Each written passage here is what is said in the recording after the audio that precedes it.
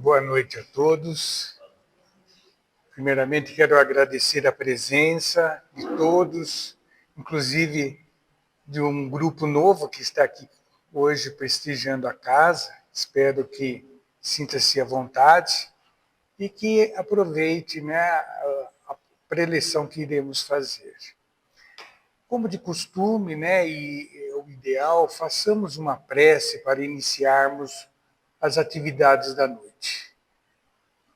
Senhor Jesus, aqui nos encontramos reunidos para aprender no Teu Evangelho o aprendizado necessário para que venhamos a ser úteis perante a criação divina.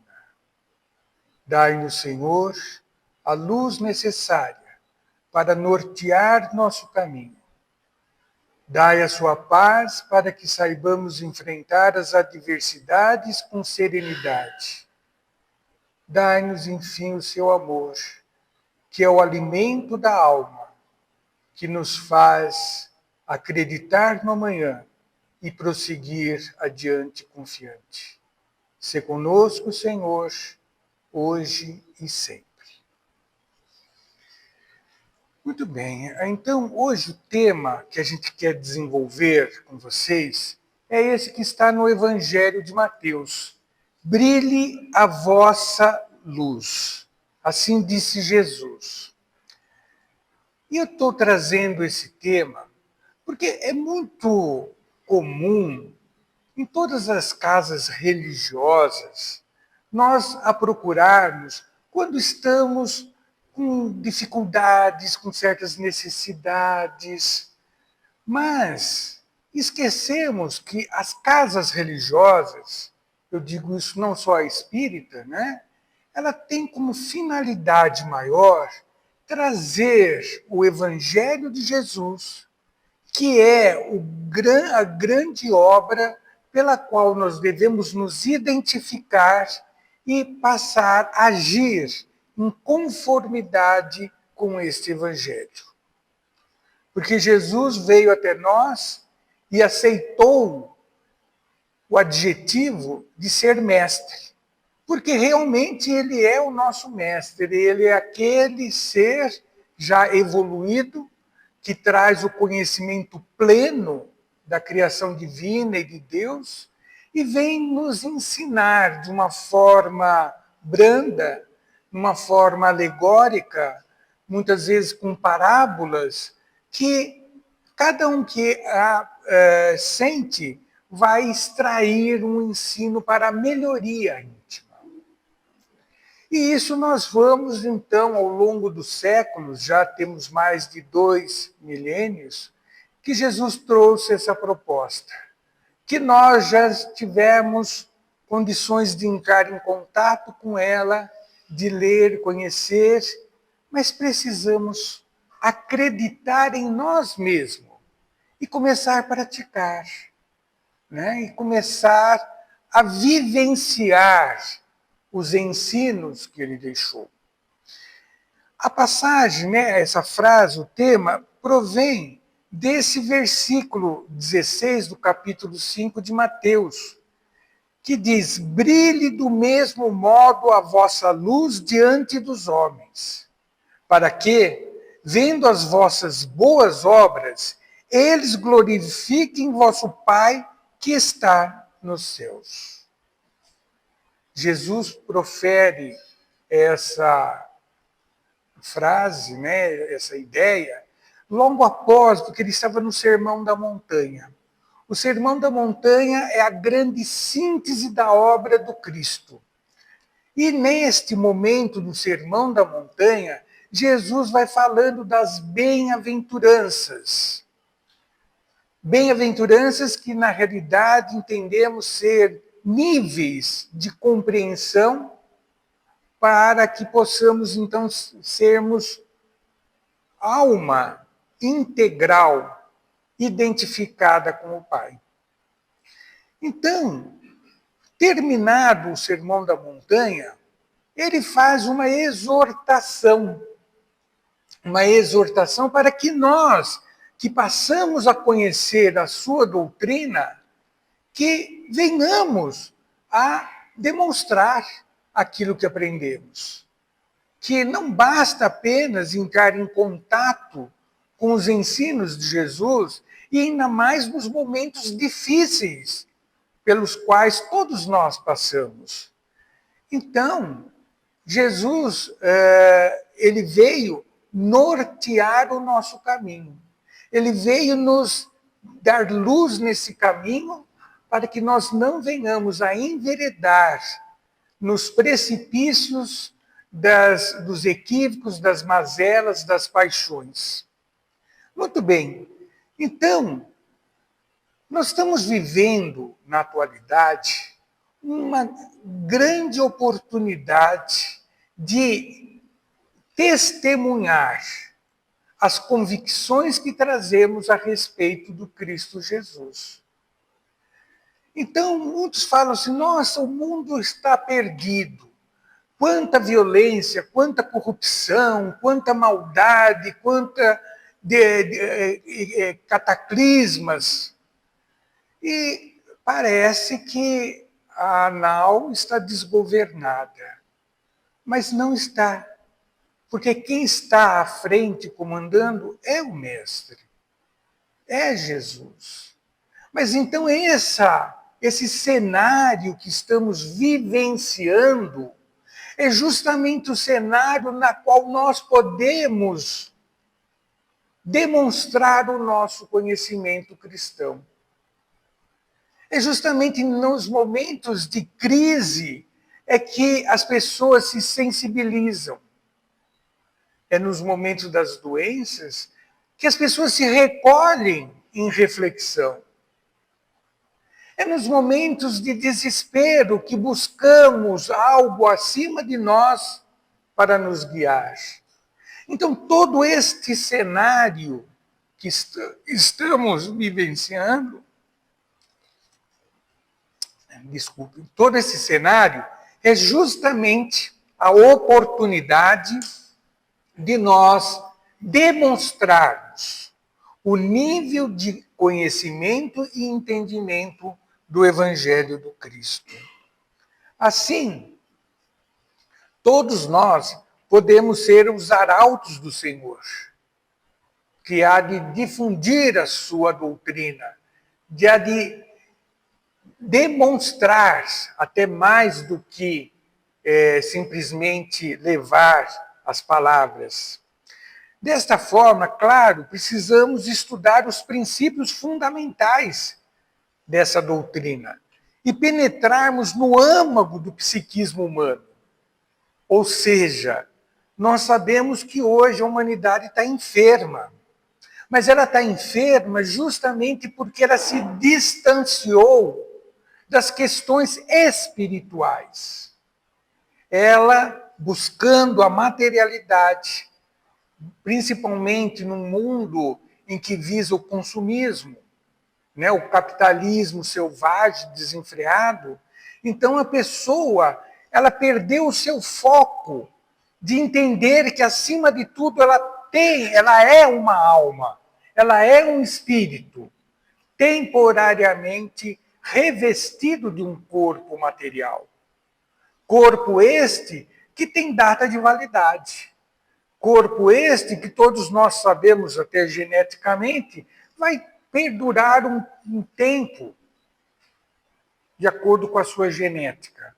Mas, após esse período em que o corpo vai desfalecer, a alma vai sobreviver. Ela vai continuar.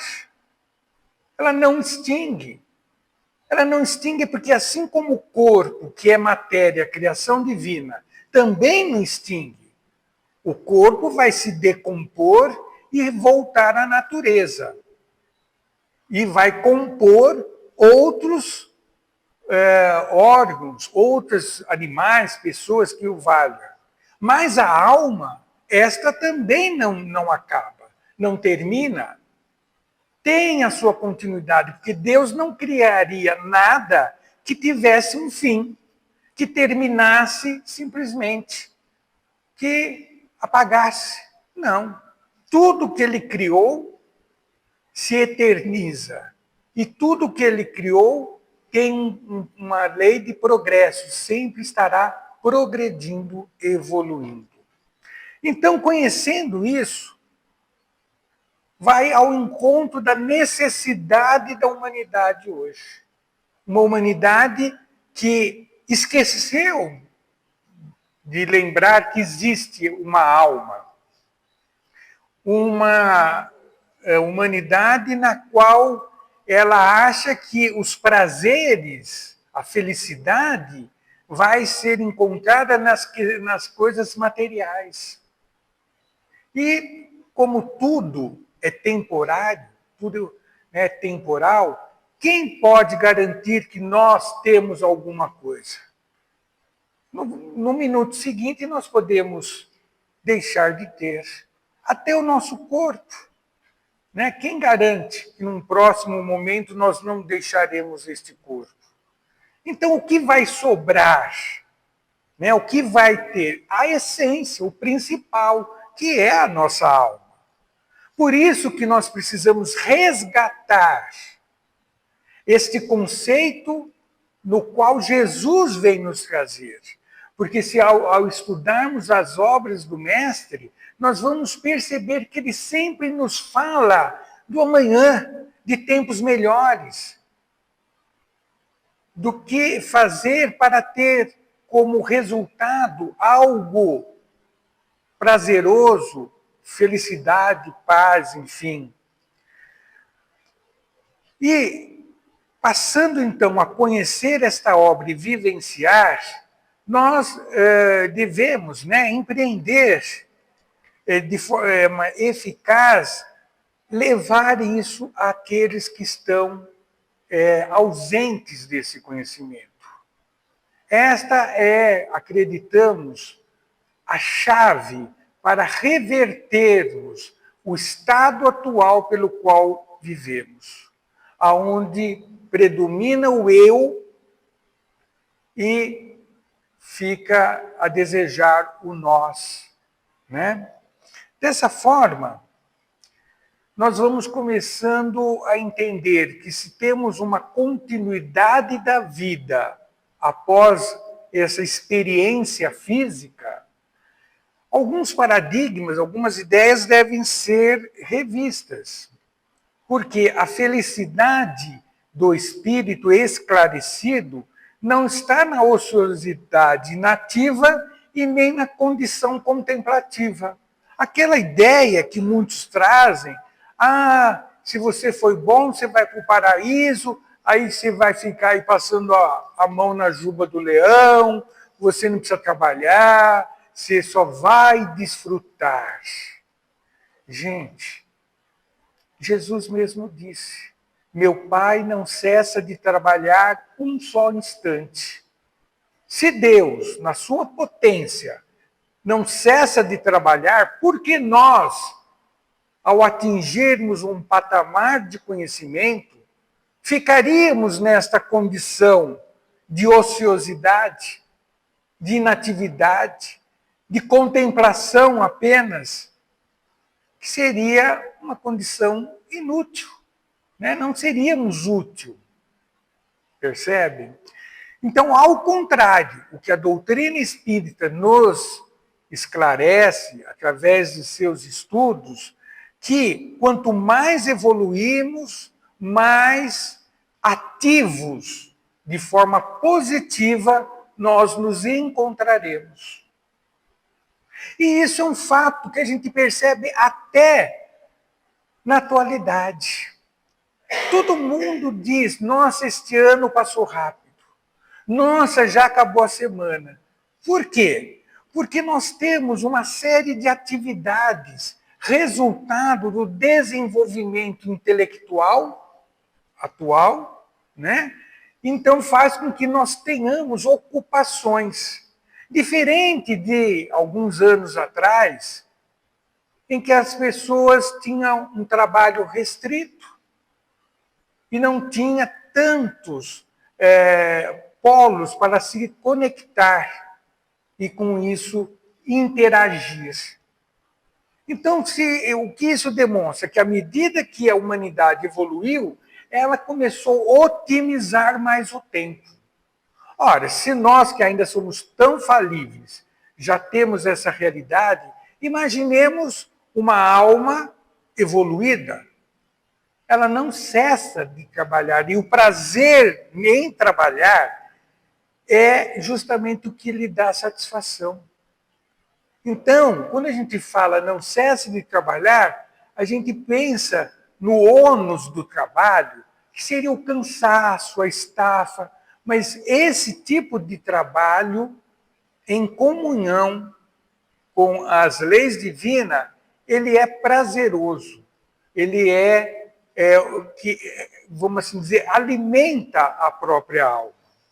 Então, por esta razão que Jesus vai nos estimulando a fazer com que nós venhamos a iluminar o caminho do próximo e o nosso mesmo.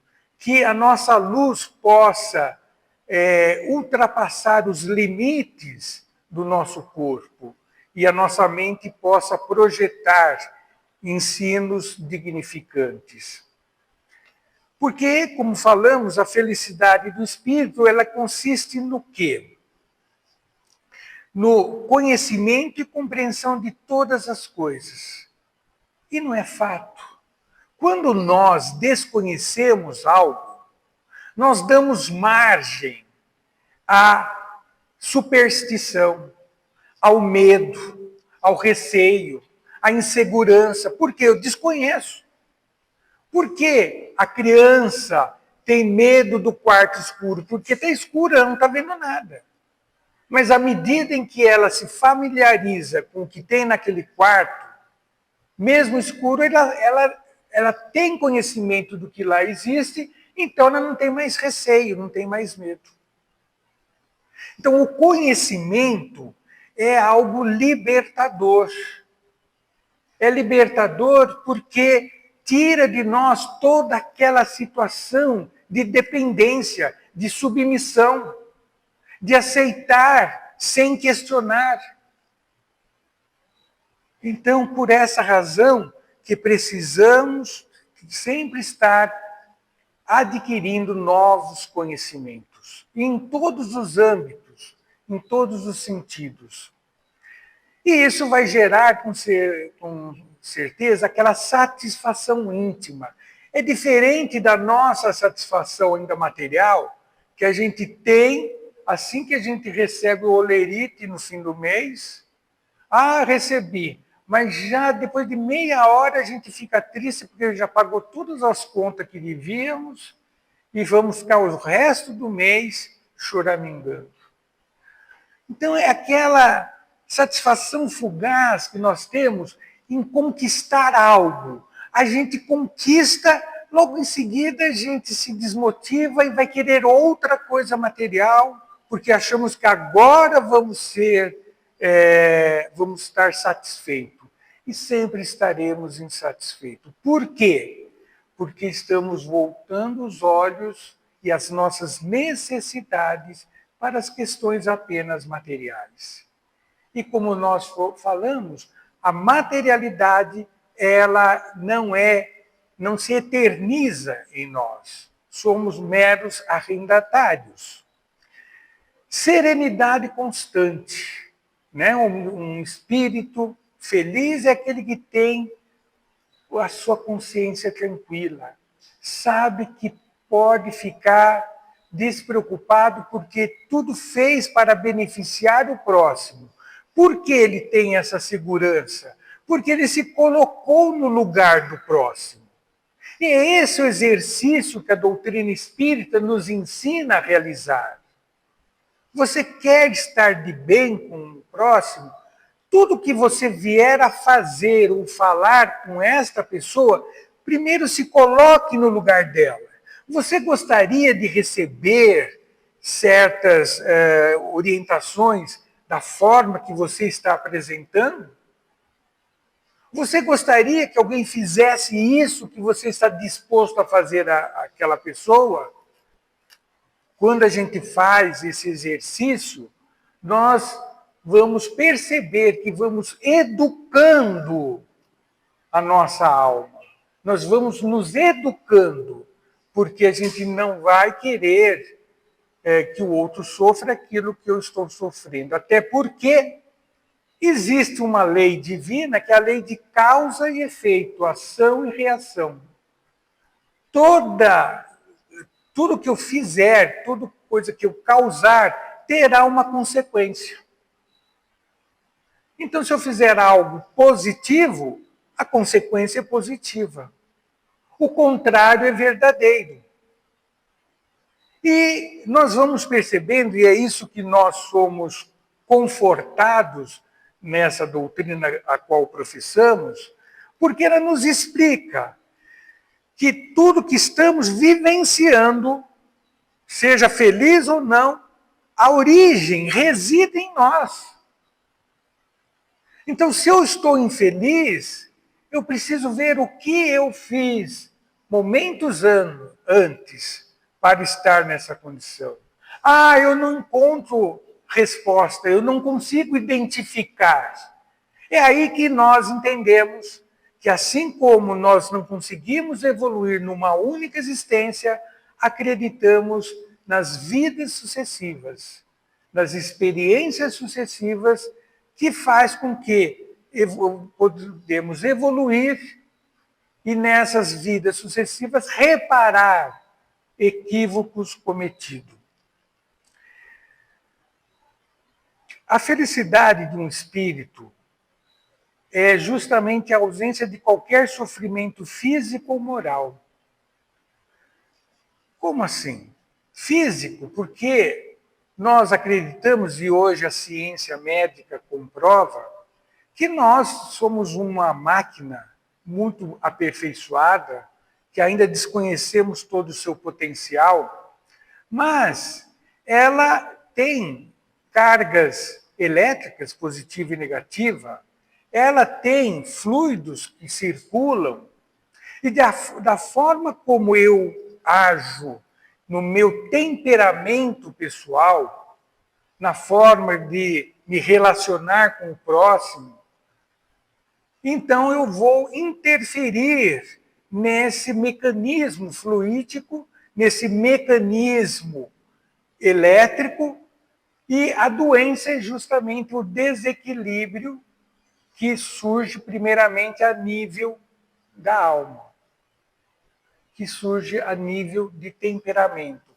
É aquele caso que a pessoa que é raivosa, depois, passado um tempo, começa a ter dor de estômago, passado mais um tempo, tem a gastrite, não resolve as suas questões emocionais, desenvolve um câncer.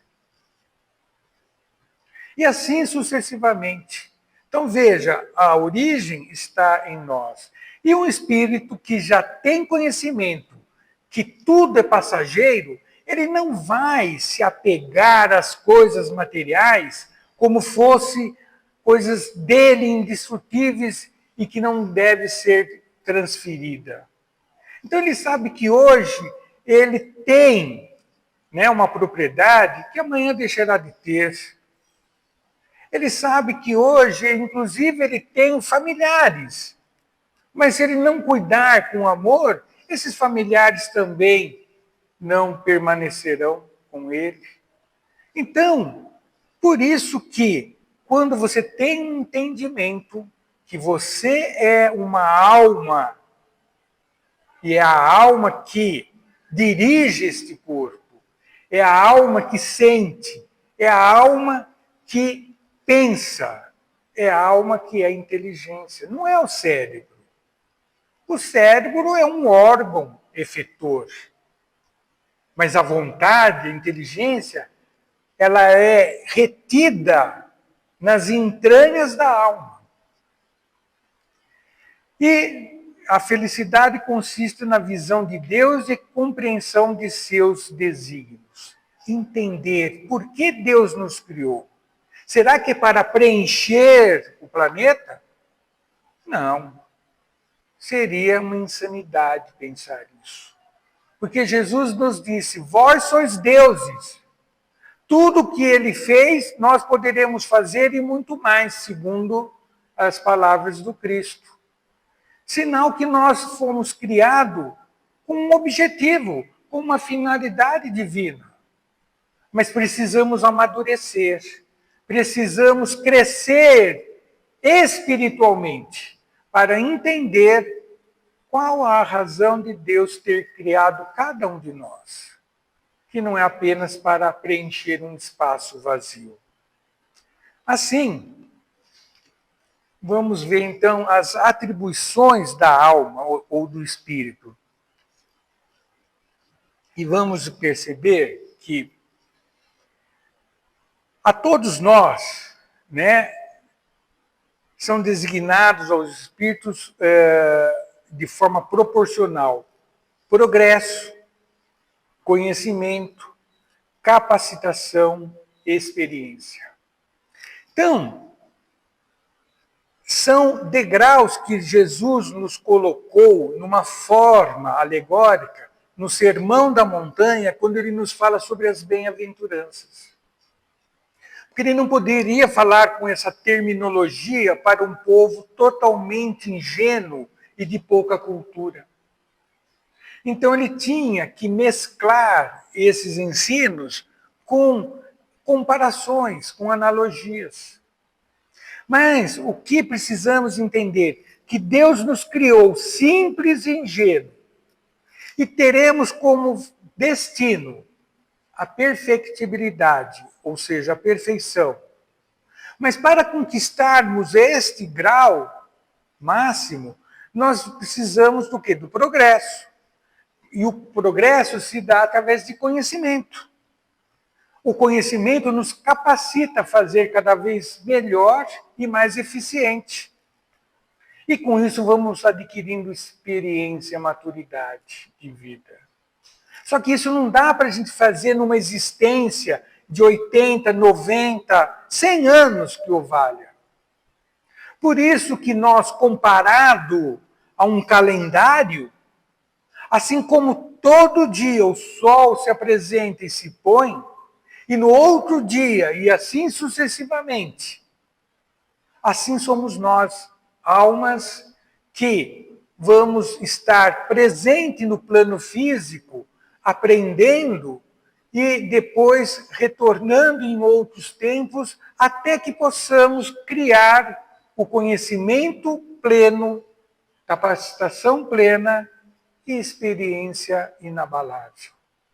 Por isso que acreditamos na reencarnação, né?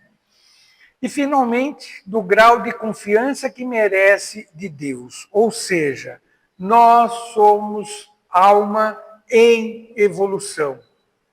Por isso que precisamos adquirir conhecimento. Por isso que quando nós deixamos de ter o conhecimento espiritual, e quando digo conhecimento espiritual, é referente aos ensinos de Jesus, nós estacionamos. E aí passamos a vivenciar aquela fase de ignorância que tínhamos. Por isso que o mundo hoje, a humanidade está se apresentando desta forma. Porque ela esqueceu do seu aspecto espiritual.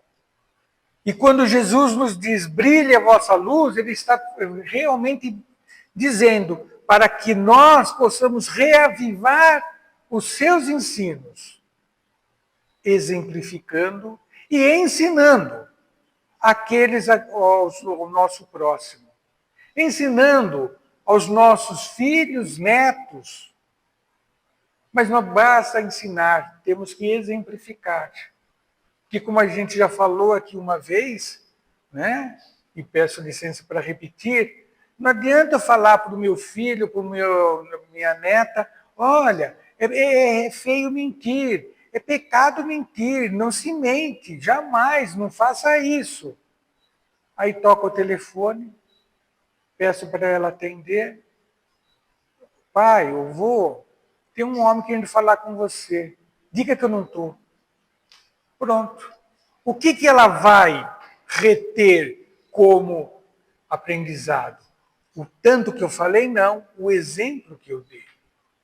Então, nós estamos vivendo nesta atualidade, num cenário adverso, justamente para demonstrar que podemos ser felizes se trouxermos na nossa vida os ensinos que Jesus proferiu. Não existem nem privilégios nem favores que não decorram do próprio mérito, a meritocracia, né? Então, você evoluiu, conheceu, você adquiriu, absorveu o conhecimento. Por isso que não adianta, né, como o estudante querer colar do vizinho. Ele pode colar, passar de ano, mas a vida lá na frente, quando requisitar o conhecimento que ele devia ter aprendido, ele vai ser um mau profissional, né, infelizmente. Ainda nessa continuidade, toda atribuição e designação são conferidas através de mais estrita justiça. Ou seja, ninguém vai oferecer algo a alguém se ela não tiver experiência daquilo. Né? E nem nós vamos delegar a alguém algo que a pessoa não traga condições de realizar. Então, se faz necessário que nós nos capacitemos e exemplifiquemos aquilo que nós estaremos estimulando nas pessoas que buscam ardentemente um conforto, um auxílio, uma orientação. Então, as missões mais complexas são confiadas aos espíritos que trazem condições de realizá-las. E o espírito só vai realizar se ele se capacitar. Então, não adianta alguém me pedir para que eu resolva uma questão do carro que não está funcionando. Eu não conheço nada de mecânica de auto. Eu não tenho como auxiliar. Mas caso eu tivesse conhecimento, eu estou capacitado a prestar o meu conhecimento para ajudar aquele que está precisando do meu conhecimento. É essa permuta que deve começar a existir entre a humanidade.